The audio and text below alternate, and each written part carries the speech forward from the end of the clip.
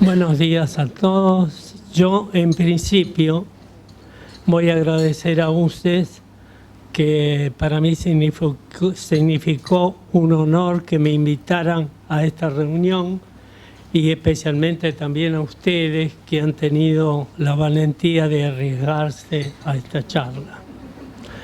Yo, en principio, quiero decir algo. Durante la charla yo voy a hacer afirmaciones referidas al arte, desde luego, que es el tema que voy a encarar. Pero quiero advertir que para mí, en todas las cosas que yo afirme, ustedes agreguen la palabra creo, porque en realidad yo tengo convicciones y las mantengo el tiempo que sea necesario, y es posible que alguna vez cambien. Pero como sé que en el arte no se pueden hacer definiciones absolutas, ni verdades absolutas se pueden manifestar, ante todo quiero que tengan en cuenta eso. Yo tengo una definición en cuanto al arte que realizamos, pero no desprecio ni me parece que esté mal que se haga de otra manera, porque creo que justamente esa pluralidad de formas de manifestarse implican una riqueza mayor para todos. Es decir, nunca lo absoluto es lo mejor, porque lo absoluto es privarse de otras cosas que son posiblemente muy necesarias.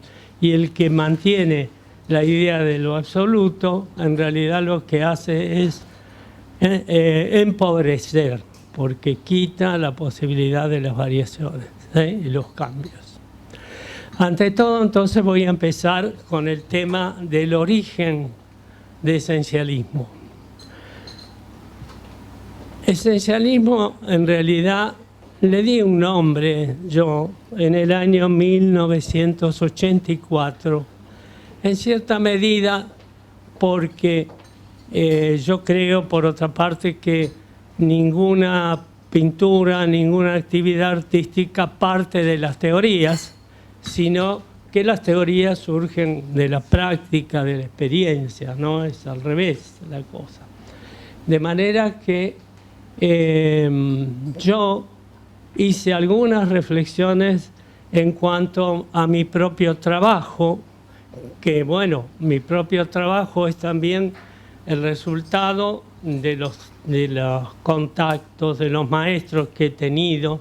Es decir, nadie es original en absoluto, ¿no? Es decir, todos recibimos de otros. Y esto es muy importante, tanto en la ciencia como en el arte. Es decir, somos parte nada más que de una corriente. Ahora, yo al reflexionar sobre la pintura,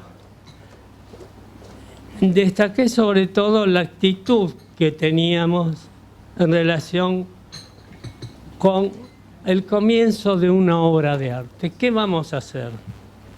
No nos planteamos los esencialistas la pregunta ¿qué vamos a pintar?, sino que esperamos que el cuadro sea el resultado de una actividad, de un deseo en movimiento, porque todos deseamos cuando estamos haciendo cosas. Y ese es el deseo, que es una tensión hacia algo, se manifiesta en definitiva en un resultado final que es el cuadro. El comienzo de la obra para nosotros no es tener un boceto, no es recurrir a modelos, no es copiar fotografías, no es, en fin, tomar del exterior, del mundo de las cosas, para hacer una representación. En realidad, nosotros, el punto de partida es un material caótico. El caos para nosotros es un poco la posibilidad de aniquilar los clichés que podemos tener en la mente y los lugares comunes, los estereotipos, que son los que uno, delante de la tela en blanco, está tentado a poner en la tela. Cuando nosotros hacemos un caos, el caos es una cantidad de color que aplicamos de distintas formas, ¿no? Es decir, podemos aplicarla con una pinceleta, podemos aplicarla arrojando color sobre la tela en blanco y con variedad del color que nosotros deseemos en ese momento. De manera que el caos es como la llegada en una fábrica de la materia prima que se vuelca desde un camión y después están los que tienen que elaborarla. Nosotros tratamos de hacer eso. Nosotros, en cierta medida, despenalizamos el caos. Es decir, esto estaría bien para la Facultad de Derecho, pero es porque el caos plantea la posibilidad de la creatividad sobre qué nos impresiona a nosotros como artistas viendo ese caos. ¿Qué respuestas tenemos delante de esa conjunción de colores y de esas cosas aleatorias que se producen cuando hacemos el caos, ¿no? El caos, por otro lado, originó una teoría del caos matemático, ¿no? Yo la ignoro, no la puedo explicar. He leído que sí, que a raíz de los estudios de un meteorólogo que se encontraba ante la dificultad de pronosticar los acontecimientos climáticos, estableció la idea del caos.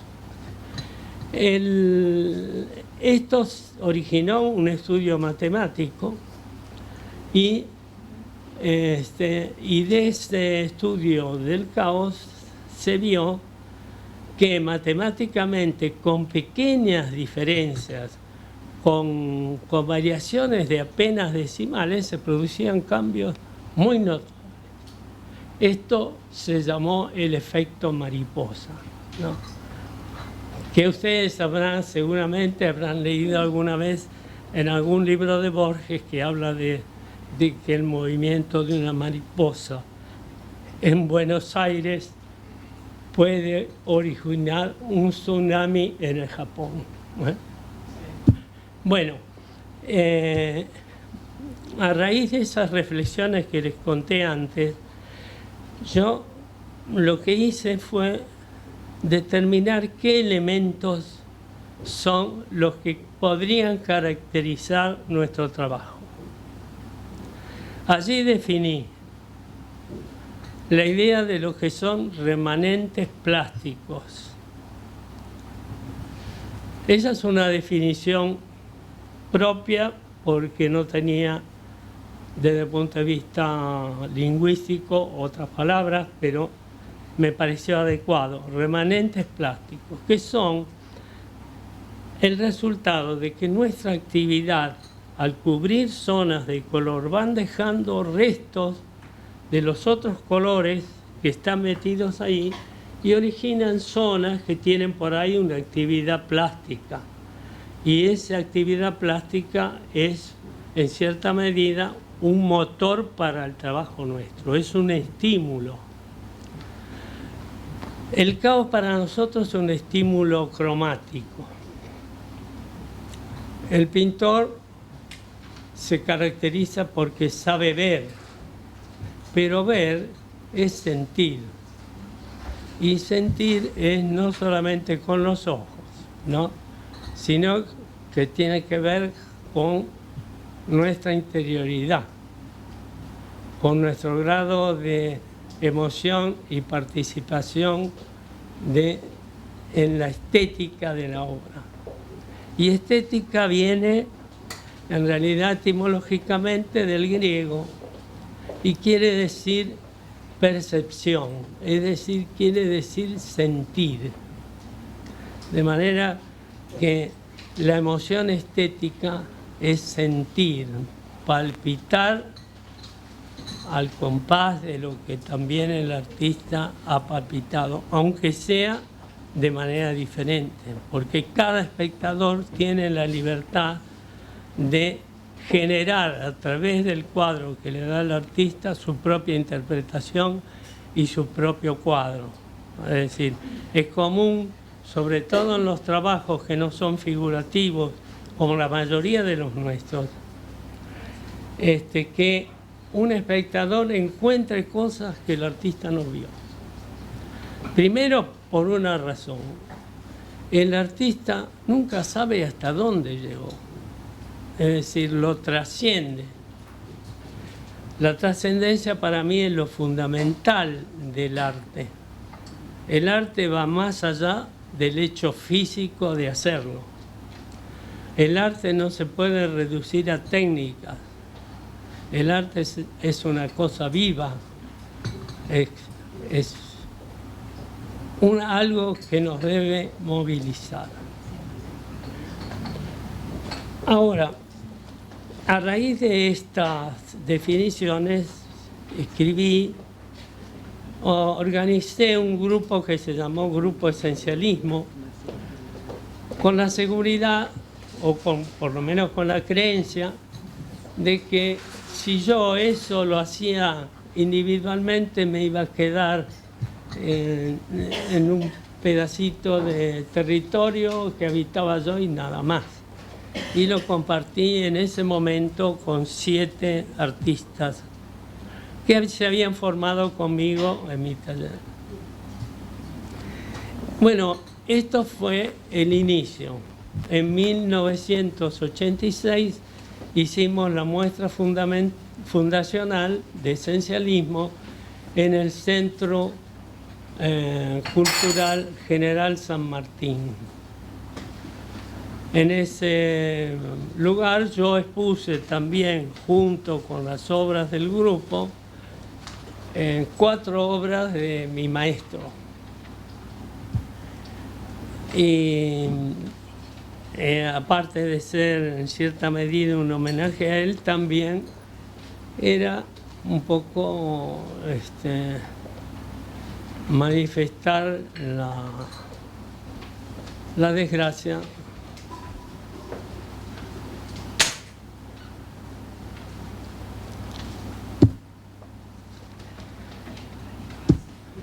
de que se había perdido.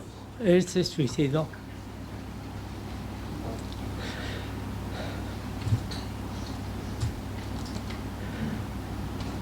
Bueno, junto con esto,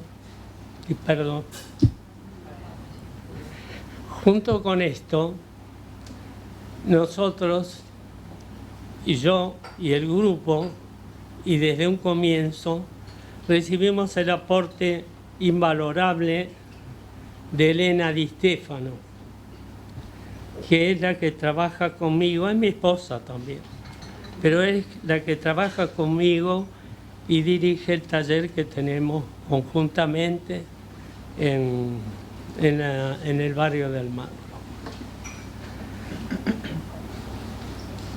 Con ella, a raíz de un comienzo que yo empecé a hacer como una especie de apuntes para el taller, una cosa muy embrionaria, era muy embrionaria.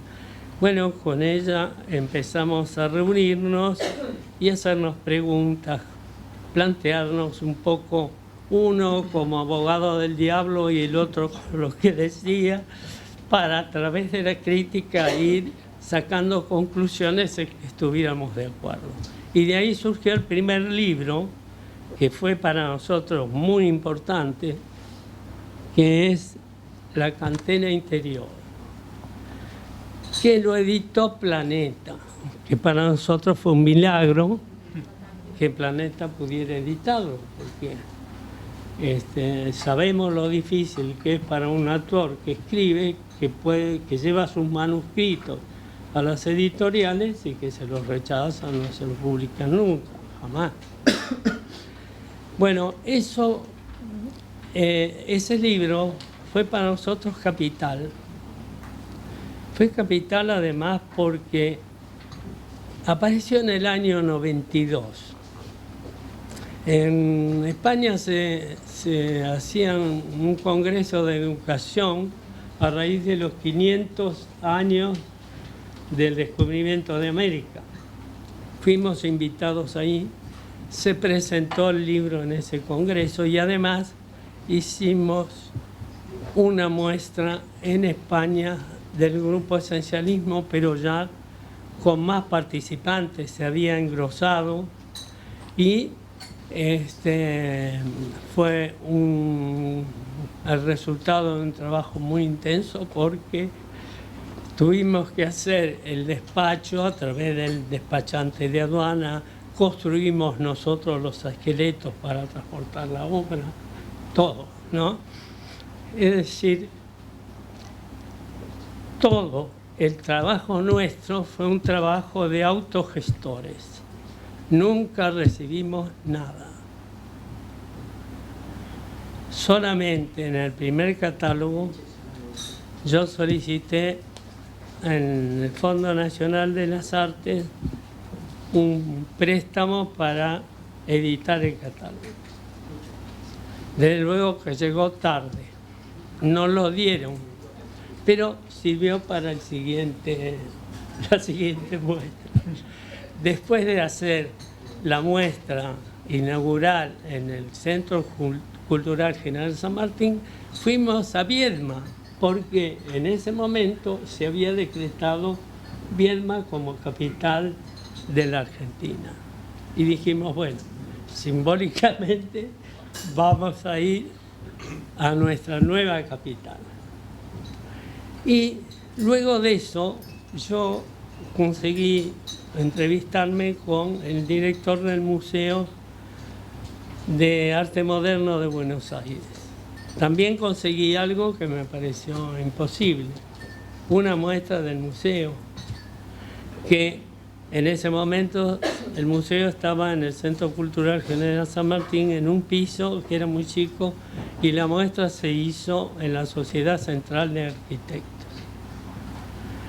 Bueno, esto es para mostrarles nada más el tipo de actividad que tuvimos. Ahora, posteriormente, digamos, la cantidad de participantes en el grupo fue ya agrandándose demasiado y tuvimos que disolverlo, porque ya organizar muestras para 23 personas, 24, se hacía muy complicado y además originaba con el taller que teníamos algunos problemas de celos, ¿no? Y entonces decidimos disolverlo y decir, esencialismo es todo el taller, ¿eh? Y tenemos la suerte, no solamente de gente que nos apoya, que trabaja con nosotros en el taller, sino que tenemos muchos amigos dentro del taller, son verdaderamente amigos. Hay pocos acá por la razón de que la capacidad de esto no es muy grande y además porque yo preferí charlar de esto con quienes no conozco que hacerlo con mucha cantidad de discípulos nuestros que están ya aburridos de escucharnos. Bueno, el esencialismo además creo que es el único movimiento que se proyecta en la enseñanza respecto a través de una actitud o una concepción pedagógica. Es decir, este tipo de trabajo que hacemos nosotros nos abrió también a la perspectiva de innovar en la enseñanza. Nosotros propusimos una enseñanza en que se descartara la idea de las copias. Una enseñanza que se centrara más en el individuo que en la técnica. Nosotros pensamos que la técnica es una construcción que se hace sobre la propia experiencia. Y es buena toda técnica que sea apta para expresarnos. Es decir, a veces al taller viene alguien que está interesado en ingresar y me dice, yo quiero aprender las técnicas. No, le digo, yo no soy un proveedor de técnicas.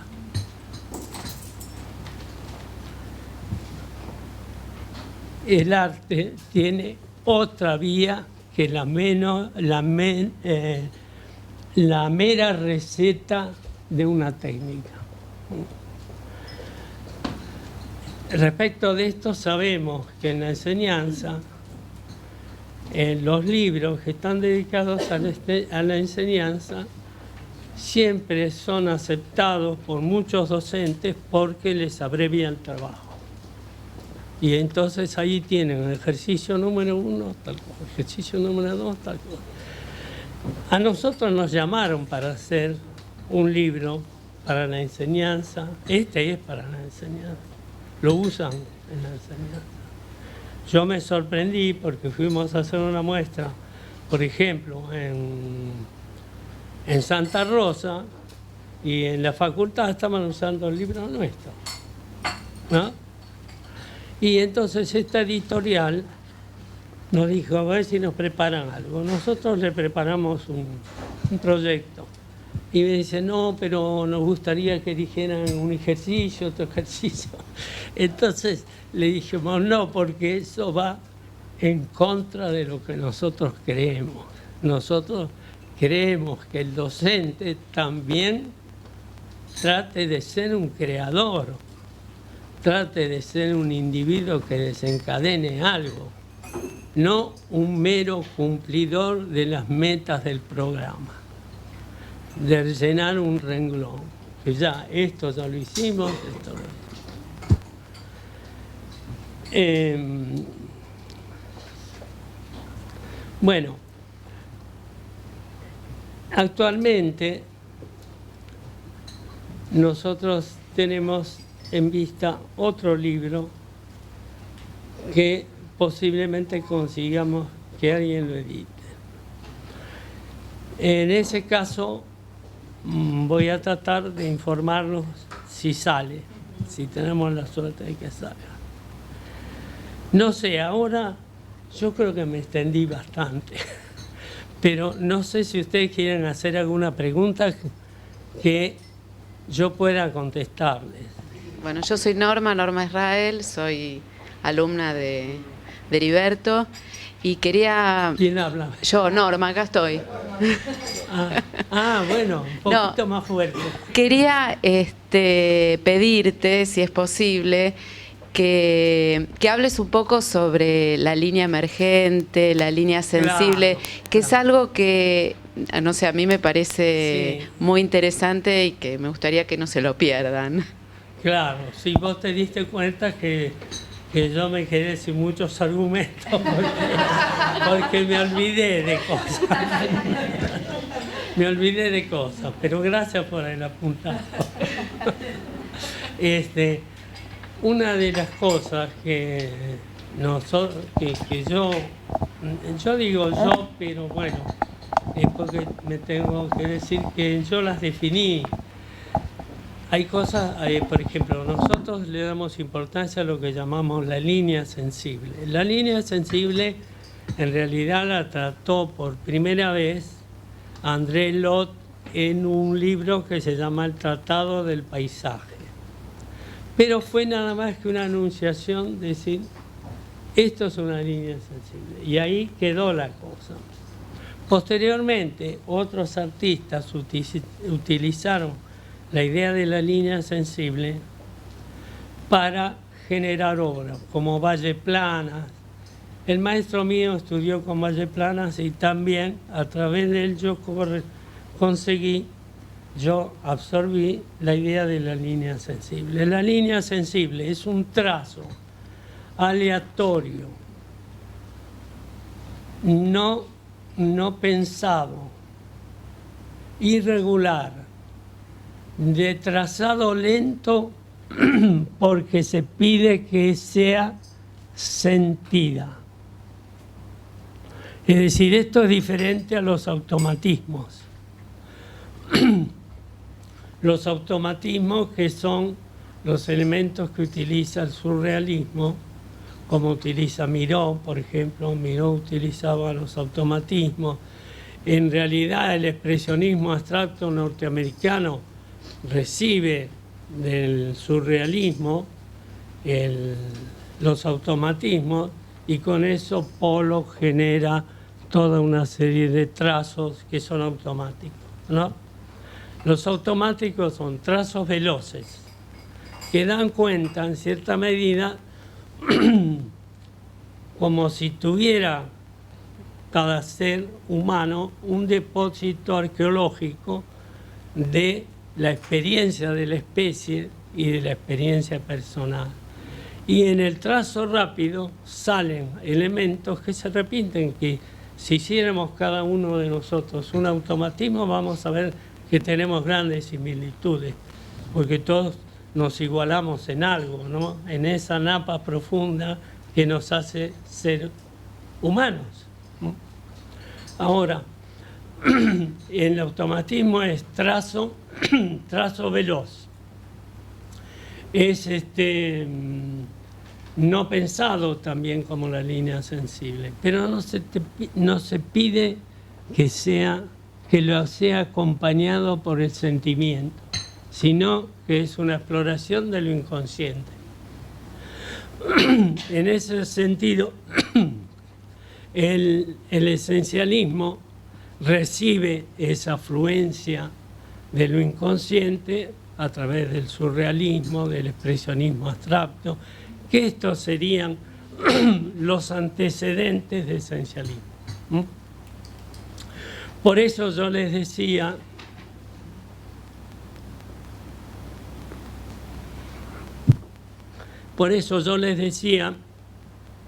que todos recibimos de alguien cosas.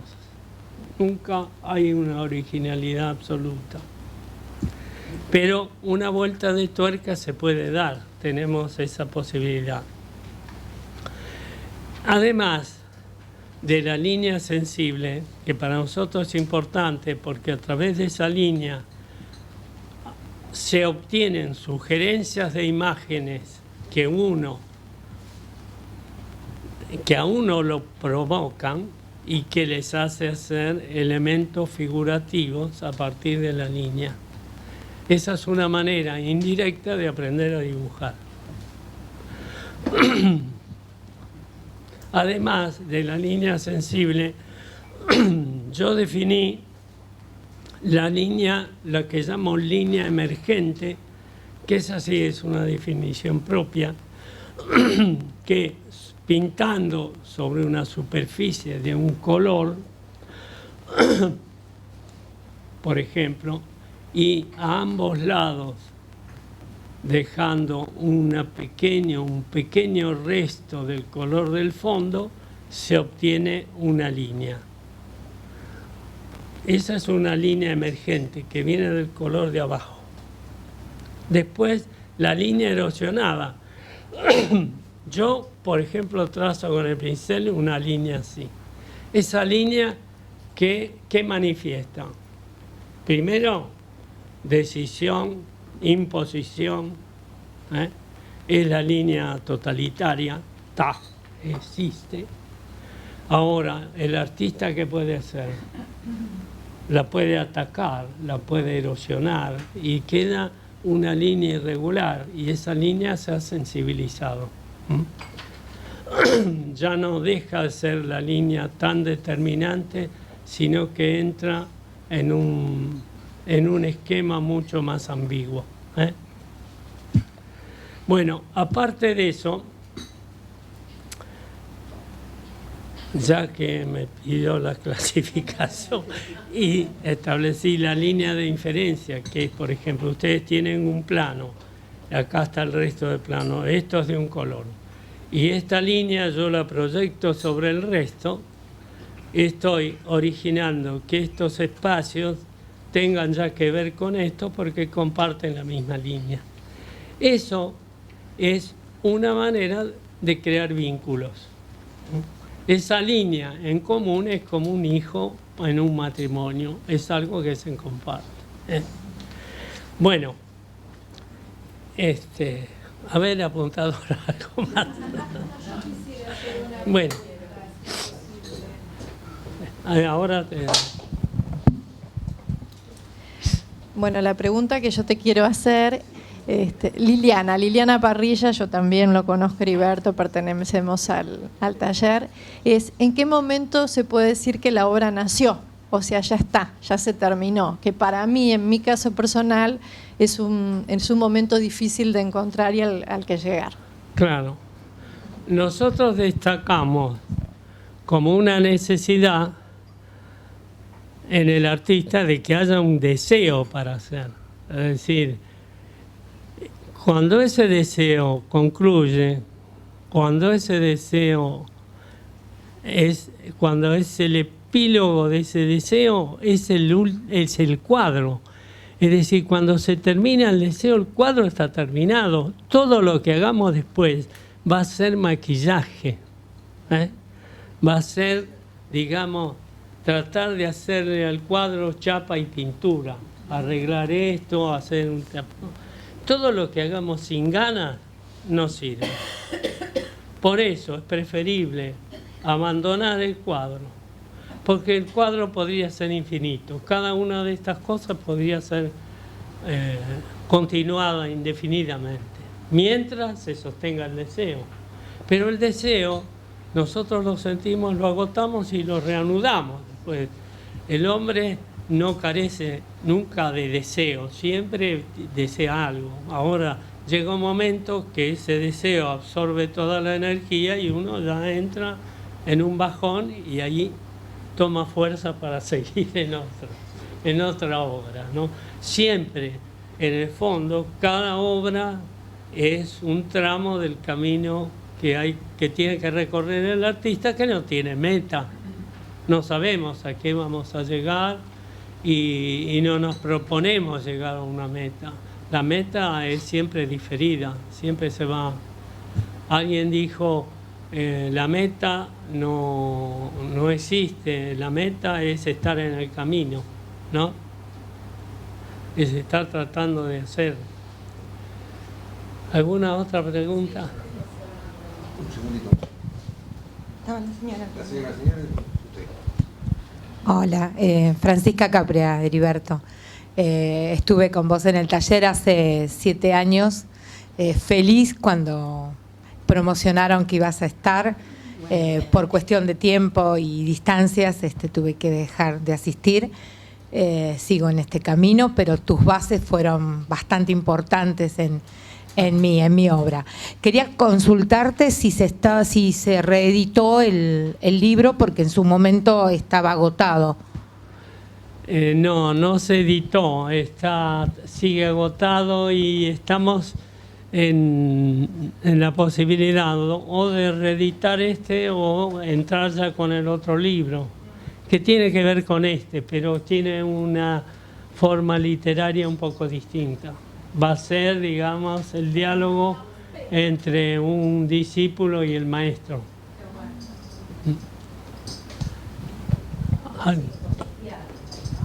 Bueno, yo quería preguntarle cómo traslada, mi nombre es Silvia Rodríguez Danelón, y yo quería preguntarle cómo traslada esto de el deseo a la educación, porque la educación por lo general está acotada a ciertas pautas en las cuales el deseo del alumno, el deseo del maestro, quedan de lado o se olvidan. Y podemos pensarlo desde el nivel universitario, el deseo como una forma de bajar una obra, pero no a otros niveles, que digamos la educación no responde a esas pautas del deseo. Sí, justamente ese es el problema. Lo que tiene que hacer el docente es olvidarse del programa y hacer establecer su propio programa. Es decir, Elena, lo digo porque ella tiene en las escuelas primarias, Elena tiene mucha experiencia en la docencia así institucional, ¿no? Es decir, tiene más de 25 años de trabajo, ya dejó, se dedica a nuestro taller nada más, pero ha estado en primario, en secundario, en terciario y hasta en un universitario. En la UAI hicieron unos cursos para profesionales y Elena fue la que trabajó en esta materia, en esto, ¿no? Es decir, el problema del docente es que no tiene que ser un burócrata que llena un cuadradito y hace una cruz, esto ya lo dije, sino que tiene que tratar de provocar en el chico un deseo también, y eso se provoca. Elena creó un sistema para enseñar la historia del arte en la escuela primaria, que fue fabuloso, fabuloso. Estableció una serie de divisiones de tiempo como en un cuaderno de figuritas. Y a través de eso provocó en los chicos la búsqueda de imágenes, de cuadros, y así conocer la historia del arte. No a través de un programa específico, primero la Edad Media, no, sino de decir, bueno, usted tiene, el chico trajo una reproducción de una obra de del arte moderno, de la vanguardia, ahí va. Si trae una que es del Greco, va en su época y así. Y entonces van conociendo artistas, van identificando estilos. Es increíble, ¿eh? Pero un chico le puede decir, esto es de Caravaggio. Bueno, pero eso es el problema. Toda educación que gana en extensión va perdiendo en profundidad, porque se necesita, digamos, mayor capacitación docente cada vez, ¿no? Porque además el ser humano en conocimiento va creciendo y el conocimiento no es solo la acumulación de informaciones, sino que el crecimiento tiene que estar en cuanto a la estimulación de su propio espíritu. Nosotros llamamos alma aquello que nos distingue, pero no sabemos qué es el alma. Pero indudablemente sentimos que hay algo en nosotros que nos conmueve, que nos estremece, y eso responde a esa cosa interior que nosotros tenemos que también despertar. Por eso el discípulo tiene que tratar de sensibilizar, no solamente en cuanto a la vista, que es muy importante. Es decir, yo les digo siempre, un músico que tiene que escuchar música y un discípulo de arte, de pintura, tiene que ver obra. De manera de ¿qué? De sensibilizarse delante de las cosas, ¿no? Delante de la obra. No sé si te contesté eso. Sí. Hay que, mira, en el fondo, el docente tiene que decir, dejo de lado esto y hacer las cosas. Al principio a lo mejor la directora o la supervisora, que generalmente son las que frustran los trabajos, ¿no? Frustran, es verdad. Es lo mismo que en la enseñanza formal.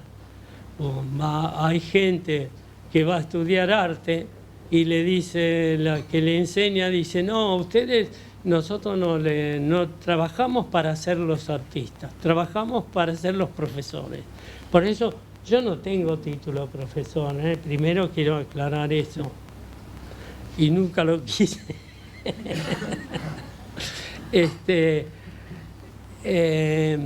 Yo me formé en la enseñanza informal. Es decir, de todas maneras, me gustó, digamos, enterarme de muchas cosas. Leí bastante sobre historia del arte, sobre algunos teóricos del arte, Boehringer, Riegel, en fin. Ahora estoy leyendo más sobre el lenguaje del arte, sobre la semiótica, pero no tengo tanto tiempo tampoco, porque el taller insume mucho tiempo. Bueno, no sé si hay alguien más que quiere preguntar algo. Sí. Gracias. Hola. Profesor, mi nombre es Pascual Palestini. Usted mencionó en una parte de su discurso que el caos inicial le plasmaba por ahí un dibujo o le enseñaba a dibujar. Sí. Yo sé que muchos docentes toman como primordial el dibujo para plasmar la obra y la escultura. Claro. No sé si mi pregunta Bueno, sí, yo lo entiendo. Lo entiendo, Es decir, generalmente, y eso pasa que hay gente que quiere empezar a pintar y me dice, pero yo no sé nada de dibujo. Y yo le digo, no hace falta. La pintura no es un dibujo relleno de color, ¿no?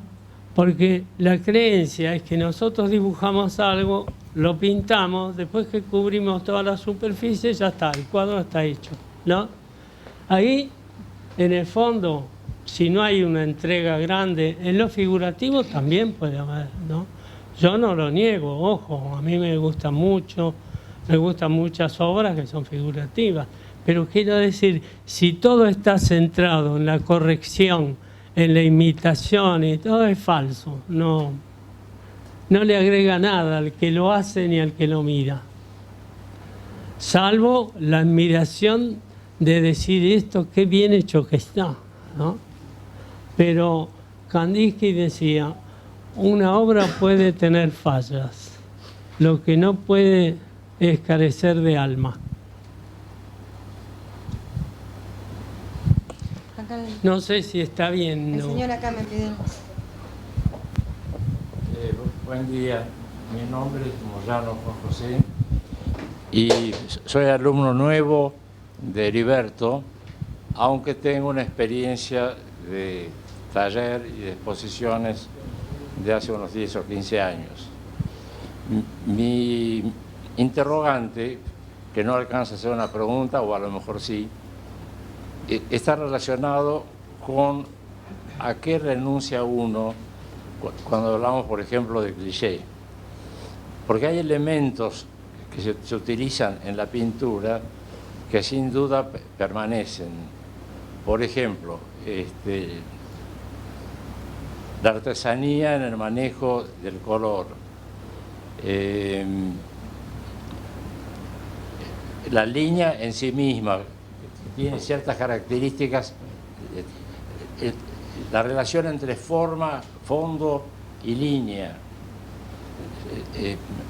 y algunas más, los núcleos, cómo se hace un núcleo. Hay cosas que son permanentes de la pintura y yo todavía no he establecido el límite a qué tengo que renunciar y qué tengo que conservar para hacer pintura esencialista. Bueno. Es un interrogante. Sí, es un interrogante. No, indudablemente te buscaste. Bueno, ante todo, yo creo que las renuncias a determinadas cosas tienen que hacerse en la medida en que no te sirvan para tu expresión. Si a vos te sirven para expresión, para expresarte, ya tenés que usar. Es decir, no hay de que decir esto no lo puedo hacer, aquello tampoco. No, si te sirven, tenés que usarlo, ¿no? Es decir, no es un conjunto de prohibiciones. Justamente nosotros no queremos prohibir cosas. De todas maneras, nos definimos en cuanto a qué cosas nos gustaría aceptar y qué cosas no, pero de acuerdo con lo que nosotros sentimos. Otros pueden sentir de otra manera. Los núcleos que vos decís, ¿qué serán? Los remanentes plásticos. Bueno, eso están. La línea erosionada, por ejemplo, yo la definí, pero si vos analizás las obras de muchos artistas, sobre todo de la vanguardia y todo eso, de Kokoschka, de todo, vas a ver que la línea está erosionada allí, pero no había sido destacada la expresividad que tiene ese tipo de línea. Por eso, esa división que yo hice de línea es de acuerdo con la expresividad. Si la línea impuesta da una idea de fuerza, de imposición, de coerción, ¿no? La línea sensible da idea de lo aleatorio, de lo casual, de lo vivo, de lo orgánico, que se transforma, que cambia. Entonces, la línea erosionada está en otras obras que también expresan cosas igual, de la misma manera, nada más que no estaban diferenciadas. Yo hice una diferenciación para a través de esa definición transformar una línea impuesta en una línea sensible. No sé si te contesté porque fue muy larga la pregunta. La relación entre fonda, forma y línea. El fondo. Bueno, no. La idea, nosotros no hablamos de fondo, nunca. Es decir, el espacio, decir fondo a veces es decir espacio secundario, como un telón que hay atrás, ¿no? En el libro tenemos, son todas obras en general que van hacia la abstracción, pero yo tomé 4 ejercicios que llamé 4 ejercicios auxiliares, que es a partir de una naturaleza muerta incorporar el espacio que generalmente se toma como fondo. Es decir, todo el espacio tiene que participar de la obra, ¿no? Todo. Es decir, no hay espacios secundarios. Hay espacios que pueden tener por la ubicación, por el tamaño y todo, cierta preponderancia, porque los protagonismos en el cuadro se dan también. Es decir, hay elementos más protagónicos que otros, de acuerdo con la ubicación. Pero de todas maneras, en cualquier lugar que esté un elemento tiene que producir algo. Es como en una escena teatral en que un actor silencioso en un lado y otro en otro tienen que generar algo, tienen que servir para todo, para el todo. Bueno.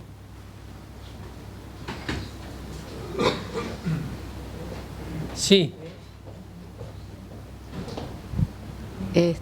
Siguiendo un poco con la pregunta que hizo Juan José, porque sí, o sea, me parece interesante lo que plantea él y ver a partir de ahí cómo es el proceso del cuadro, o sea, cómo es a partir del caos el proceso que va haciendo el artista hasta que en un momento, como preguntaba ella, dice se terminó, o sea, ¿cuáles son los avatares que pasa el artista? No hay un esquema para eso.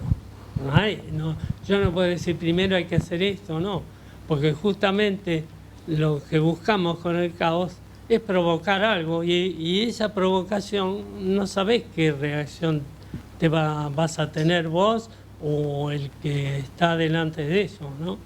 Es decir, no hay una hoja de ruta para trabajar el caos. Uno tiene que dejarse guiar por lo que desea y por lo que siente como necesidad. Una de las cosas que yo escribí en el primer momento de esencialismo, yo dije, el artista manipula, ordena y elige. Elegir es la capacidad principal del artista. ¿Con qué se queda? En la vida también. ¿Con qué nos quedamos? Generalmente nos equivocamos. Bueno, Sí, si puedo. ¿qué? Bueno, Heriberto, hace muchos años que nos conocemos. Sí, Yo te respeto mucho y sé que sos uno de esos grandes artistas que tenemos en la Argentina. Hoy estoy acá para decírtelo, ¿no? Bueno, Porque gracias, y gracias, yo te quiero agradecer. Lo primero es la emoción que pusiste al recordar a tu maestro, que fue un gran amigo mío también. No lo nombro por respeto, que vos no lo nombrás, pero que fue un gran amigo mío también. Lo respeto. Sí. Imagínate que yo, si te conozco a vos, que cuando yo inauguré la Casa del Ángel en 1998, vino Rodman, alumno tuyo, y me preguntó qué hago, que tengo que pintar. Y entonces me dice, ¿cómo hago para pintar? Le digo, ¿vos querés pintar? Yo te voy a mandar a un lugar. sí. Heriberto, Miguel Rodman, sí. y hace poco te mandé a Gendín, Sí, a Pedro, sí. que Pedro, yo le veo lo que pinta y le digo, ¿vas a seguir pintando esto? Y no sirve para nada. Le digo, Pedrito, lo que hace, anda. Este domingo, estando en el club, me trajo la máquina, el teléfono, y me empezó a mostrar las pinturas que hizo con vos. Sí. Y le digo, viste que tenía razón yo. Por eso te quiero agradecer lo que haces por el arte. Bueno, Porque- lo hago porque Sí, no tengo yo hice la ganas. escuela de arte. No, yo te explico. Yo hice la escuela de arte y aprendí a dibujar. Lo que me enseña a aprender a dibujar es ver. Claro, Lo que uno aprende Claro. más rápido es saber. No es que me enseña a que voy a ser un maestro del dibujo. No, me enseña a ver, nada más. claro. Por eso quería que tus palabras son justas. Bueno, Y gracias. Maestro, soy Josefa Bella, estoy acá. Primero me disculpo por haber llegado tarde, hubo un error en la comprensión del horario. No, pero, falta no se le saca. pero la pregunta mía es, entiendo que usted comenzó a pintar en determinado momento. ¿En qué momento percibió que usted se estaba despegando de todas aquellas corrientes de las que obviamente abrevaba y sintió que estaba haciendo enarbolando una bandera con un fundamento diferente de lo que estaba viendo? Claro. ¿Cómo lo vivió? ¿Cómo fue esto? ¿En qué momento pasa eso al autor? ¿No es cierto? Eso pregunto. Claro, gracias. Ante todo, yo tendría que contar un poco parte de mi vida, ¿no? Es decir, en el sentido que yo no soy de los que pueden decir que un antecedente artístico es que yo haya hecho un dibujo en el cuaderno de primero inferior, ¿no? Eso me parece que es para las biografías, para rellenar las biografías. No, yo soy un pintor tardío. Digamos, mi primer vocación, a lo mejor a los 11 años, así, ha sido tratar de escribir algo pero nunca en la tierna infancia yo dije voy a ser pintor. no. Ahora, soy químico, trabajé algunos años de químico, y mientras me dediqué de pronto a pintar y seguí pintando, y llegó un momento en que quise hacerlo con más sinceridad, entré en talleres, entre 4 o 5 talleres, hice grabado, hice dibujo, hice pintura, incluso hasta hicimos una performance con Elena para la empresa Renault, cuando presentó el auto Laguna 2. Fue la primera vez que creo que se hizo en Buenos Aires, ¿no? En Renault, y eso fue una performance que nosotros no hacemos habitualmente, pero nos propusieron a ver qué podíamos hacer para la presentación del coche. Entonces pintamos un cuadro de 3 metros por 2 en 10 minutos, Elena y yo. Había un cuarteto de Kramer que tocaba Libertango de Piazzolla en una extensión de 10 minutos. Teníamos que terminar juntos. Cuando terminábamos el cuadro y terminaba la música, caían los telones y se veían los automóviles, ¿no? Bueno, eso fue la performance. Llegué a eso, pero entre medio yo calculo que debe haber 10 años que yo le llamo de vagabundeo, en el sentido que vos estás inconforme y no encontrás la punta para tirar de eso y desarrollar el carretesco, ¿no? Entonces,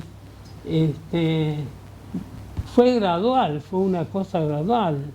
Yo hice, la primera muestra mía fue de dibujos, pero poco a poco fui liberándome. Ahora, también estuvo a mi maestro, que yo lo reconocí. Cuando yo fui a verlo, yo le llevé lo que estaba haciendo y me dice, estás en el mismo camino. Es decir, yo me encontré con alguien que tenía algo que ver.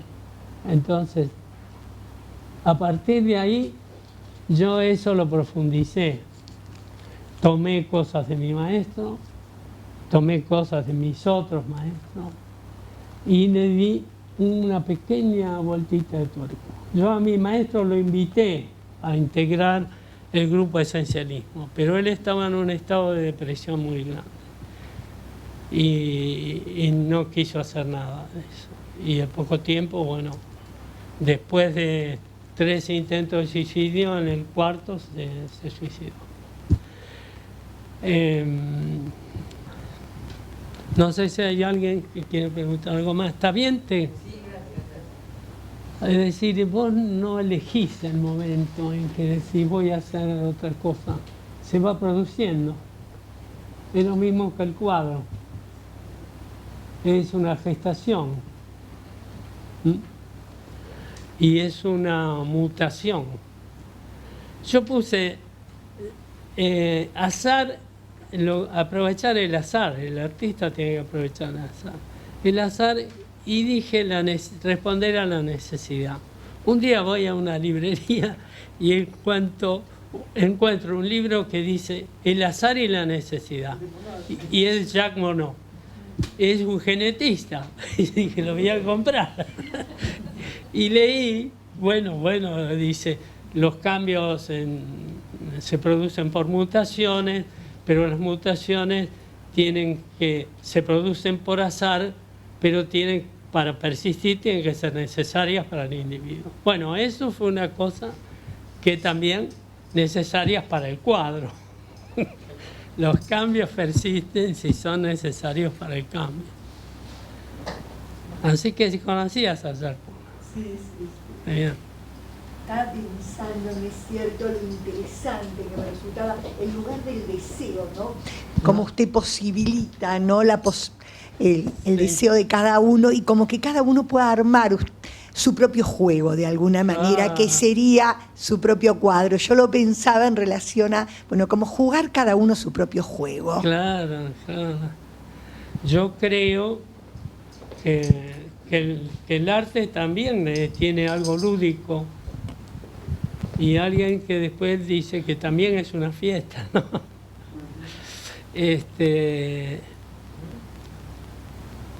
Y yo también lo siento así, lo vivo así. Además creo que en el fondo no hay un don especial para ser pintor o para ser artista. No hay un don especial.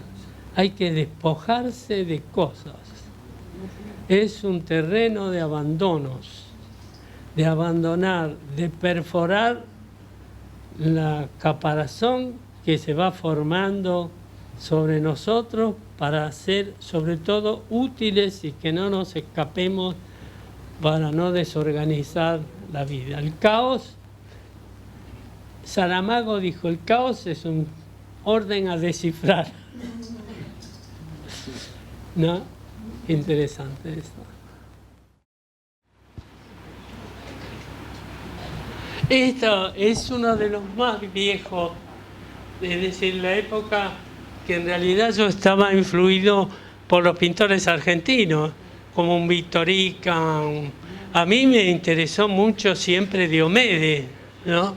Y yo siento que Diomedes influyó mucho en mi pintura, a pesar de que yo no haga nada que tenga que ver con él, desde el punto de vista de la imagen.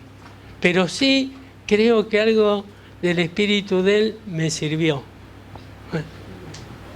Estos son dibujos en tinta china. Acá tengo ya una tendencia hacia lo surreal, ¿no? Hacia además querer decir algo, entre comillas, ¿no? Querer decir algo.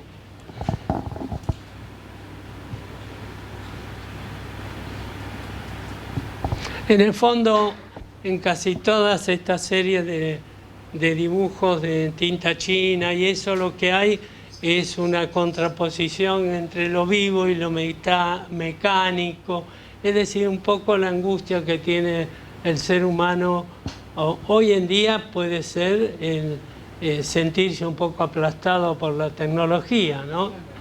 ¿No es cierto? Vos ves que hay un grado de deshumanización y vos decís, el arte tiene que ser un instrumento para eso. Estos son lápices, ¿no?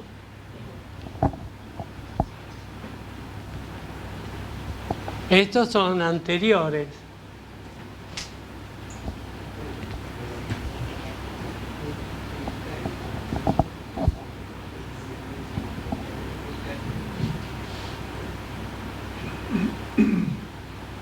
Esa es una tinta. Ya acá empezó el carnaval. Interesante las líneas.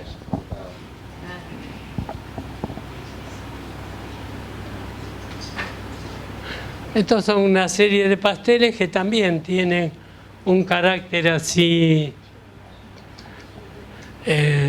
como para querer decir algo. Siempre hay algún elemento que está escondido, que se asoma, que es como una cosa viva, y hay máquinas, o hay caños, o hay cosas que... Heriberto. Sí. Acá. Escucho oferta. Una pregunta. ¿Cuánto te lleva un cuadro, más o menos, de esa dimensión? ¿Qué tiempo? ¿Qué tiempo me lleva? Y es lo que me lleva. Pero te puedo decir, hay cuadros que por ahí podés hacerlo, depende del tamaño también. Hay cuadros grandes que vos podés hacerlo en 6 horas, 7 horas. Eso. Otros que lo haces en menos. Depende también de que tus respuestas sean más fluidas. A veces te volvés atrás, hay arrepentimiento. Heriberto, ¿cuántos años hace que pintas? No tengo, si no digo la edad, no importa. No, pero ese es el tiempo en que pintaste ese cuadro. Ah, sí.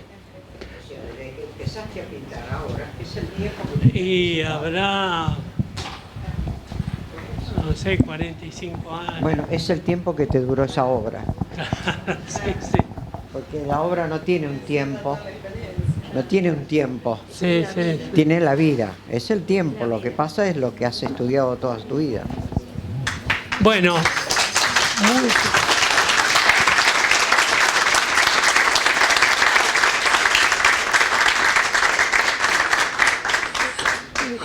Gracias a todos por haber participado de esta charla. Seguramente hay muchas cosas que hubiera querido decir, pero no dije. Pero la vida es así, ¿no?